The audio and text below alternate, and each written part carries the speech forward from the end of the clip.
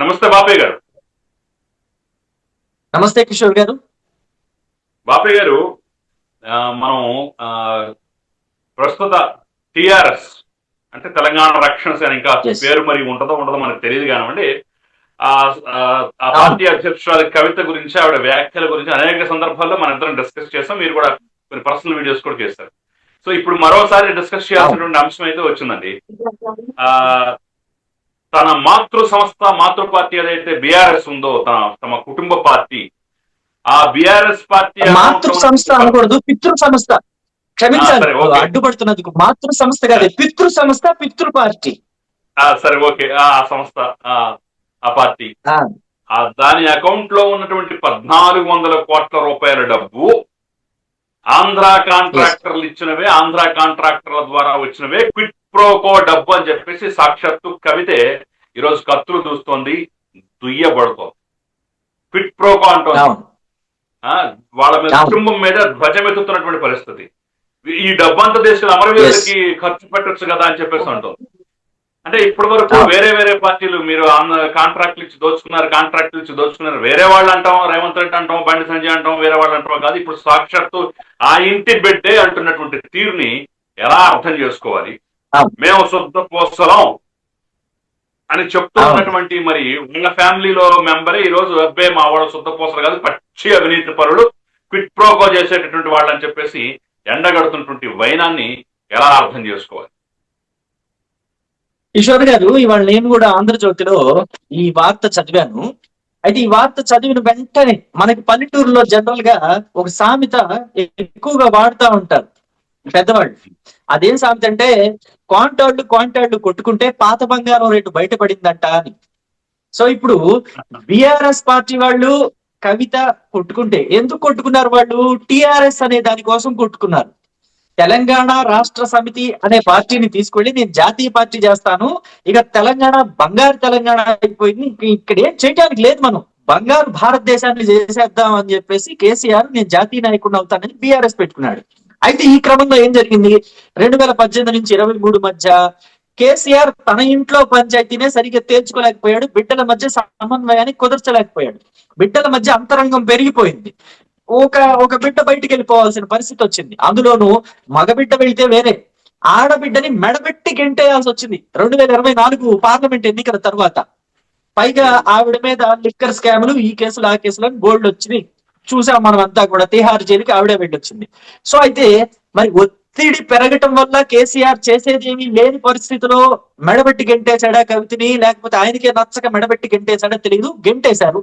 గెంటేసిన తర్వాత బయటకు వచ్చిన తర్వాత కవిత ఎలాంటి మనిషి అంటే, నేను అగ్గి రవ్వని రగులుతా అని చెప్పేసి అంటూ ఉంటుంది. జనరల్ గా ఆవిడ మాటల్లో చెప్పాలంటే, నేను రాక్షసిని, నేను మామూలు ఆడదాన్ని కాదు, నన్ను అన్యాయం చేస్తే పట్టి పీకుతా, పీడిస్తా, లాగుతా అని అంటది. సో ఇప్పుడు ఆవిడ లాగుడు మొదలైంది, ఆవిడ పీకుడు మొదలైంది. పీకుతాంది బీఆర్ఎస్ పార్టీని మామూలుగా పీకట్లా. ఎందుకు పీకుతాందంటే, టిఆర్ఎస్ అనే పేరు ఖాళీ ఉంది కదా, మీరు జాతీయ పార్టీ పెట్టుకున్నారు, అటు ఆంధ్రాలో పార్టీ ఆఫీస్ ఓపెన్ చేస్తానన్నారు, ఒరిస్సాకి పోయారు, కర్ణాటకకు పోయారు, మహారాష్ట్రకి పోయారు, దేశ్కి నేత అనిపించుకుందాం తిరిగారు కార్లు వేసుకుని. మీకు అవసరం లేదు కదా టిఆర్ఎస్ అనేది. ఆ పార్టీ పేరు నేను తీసుకున్నా, పైగా తెలంగాణ రాష్ట్ర సమితి అని పెట్టుకోవాలా, రక్షణ సేన అని పెట్టుకున్నాను నేను, తెలంగాణ రక్షణ సేన అని పెట్టుకునే. మీకేంటి నొప్పి? తెలంగాణ రాష్ట్ర సమితి అనే పేరు చాలా ట్రై చేసి కుదరక అభ్యంతరాల మీద మొత్తానికి రక్షణ సేన ఒక టైటిల్ ఇచ్చింది. ఇప్పుడు అది కూడా డైలమాలో పడిపోయింది, అది కూడా వద్దంటుంది ఎలక్షన్ కమిషన్. తోటి పార్టీ పెట్టడానికే వీలు లేదు అసలు, అది అబ్జర్వేషన్ రావడానికి చెప్పేసి. ఎందుకంటే అది కూడా కారణం ఎవరు? సొంత అన్న, రక్తం పంచుకు పుట్టిన, ఒకే తల్లి రక్తం పంచుకు పుట్టిన అన్న, ఒకే తండ్రి వారసత్వం పంచుకుని పెరిగిన అన్న, సొంత అన్న, తోడబుట్టిన అన్న 500కి పైగా కేసులు వేయించాడు అని చెప్పి తెలంగాణ రక్షణ సేన పార్టీ, అంటే రేపు ఉంటుందో ఉడుతుందో తెలియని పార్టీ శ్రేణులే చెప్తున్న మాట ఇది. పైగా కేసీఆర్ అంటే కేటీఆర్, హరీష్ రావు లాంటి వాళ్ళు బయట వాళ్ళ చేత కూడా, అంటే బీఆర్ఎస్ పార్టీ వాళ్ళకి మాత్రమే కాకుండా బయట వాళ్ళ చేత కూడా ఇంకొక 500 పైగా కేసులు వేయించారట. మొత్తం 1000కి పైగా కేసులు అయింది. సో 1000కి పైగా కేసులు అయ్యేసరికి కవితకి తీవ్రంగా ఒళ్ళు మండిపోయింది. సో నన్ను ఇంత బద్నాం చేస్తారా, నేను ఒక పార్టీ పెట్టుకుని ప్రజల్లోకి వెళ్ళిన తర్వాత ఇన్నాళ్ళకి నా పార్టీని మూసేయించే పనులు చేస్తారా, ఈసీకి కంప్లైంట్లు చేసి నువ్వు వేరే పార్టీ పేరు చూసుకో, ఈ పార్టీ పేరు, ఈ టిఆర్ఎస్ అనే పేరు నీకు సంబంధం లేదు, నీకు రాదని చెప్పిస్తారా అని చెప్పి ఆవిడకి విపరీతమైన కోపం పెరిగిపోయింది. కోపం పెరిగిపోతే ఏం చేస్తారు, జనరల్ గా రావణాసురుడు మంచివాడు కాదని విభీషణుడికి అనిపించి బయటకు వచ్చేసి, అప్పటి వరకు ఆప్షన్ లేదు, రాముడు అనే ఆప్షన్ విభీషణుడికి లేదు. ఎప్పుడైతే ఒక ఆప్షన్ వచ్చిందో విభీషణుడు అనే ఆప్షన్, వాడి ప్రాణం ఎక్కడుందో చెప్పేశాడు, ఇంటి గుట్టు బయట పెట్టాడు. అలా ఇప్పుడు కవిత ఇంటి గుట్టు బయట పెట్టింది. 1400 కోట్ల రూపాయలు మీరు ఆంధ్ర వాళ్ళ దగ్గర తీసుకోలేదా, ఆంధ్ర వాళ్ళ దగ్గర తీసుకున్నారు, మీరు క్విట్ ప్రోకోల రూపంలో తీసుకున్నారని చెప్పేసి మొత్తం బయట పెట్టింది. అంటే మొన్నటి వరకు కేసీఆర్ ఏం చేశాడు, ఉద్యమ సమయంలో 2009 నుంచి, అంటే సరిగ్గా రాజశేఖర రెడ్డి చచ్చిపోయిన దగ్గర నుంచి, అంతకుముందు ఎప్పుడు ఉద్యమం అనలేదు, ఊగలేదు, తోగలేదు, అది వేరే విషయం. ఏదో అనేవాడు, ఉద్యమం తెలంగాణ, ప్రత్యేక తెలంగాణ అనేవాడు. కానీ వన్స్ రాజశేఖర రెడ్డి చచ్చిపోయిన దగ్గర నుంచి దాన్ని ఊవెత్తును తీసుకెళ్లాడు.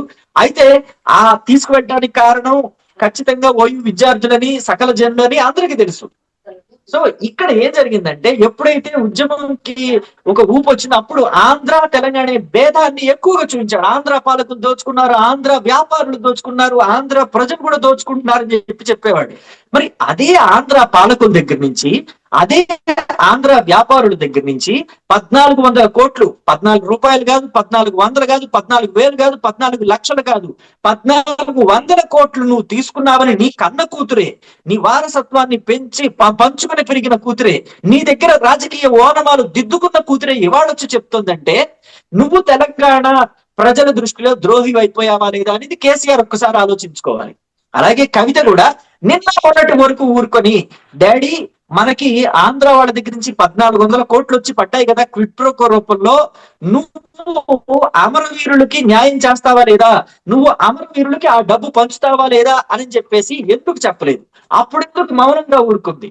సరే, అప్పుడు మౌనంగా ఊరుకుంది, పార్టీలో నుంచి గెంటేసిన నెక్స్ట్ డే, నెక్స్ట్ మినిట్ అయినా చెప్పొచ్చు కదా, 1400 కోట్లు దొబ్బుకొచ్చినావు డాడీ నువ్వు, డాడీ ఇది తప్పు, డాడీ కాదు బాపు ఇది తప్పు బాపు, నువ్వు ఆ డబ్బంతా కూడా తీసుకెళ్లి అమరవీరులకి, అమరవీరుల కుటుంబాలకి పంచాలి బాపు, నువ్వు అప్పుడు కదా బాపు తెలంగాణ బాపు అవుతావు, తెలంగాణ జాతి పితవు అవుతావు అని చెప్పేసి గట్టిగా అప్పుడు ఎందుకు చెప్పలేదు కవిత, ఇప్పుడు ఎందుకు చెప్తోంది అని అంటే కేవలం రాజకీయ లబ్ధి కోసమే. ఆవిడ రాజకీయ నిరుద్యోగిగా మారిపోయింది.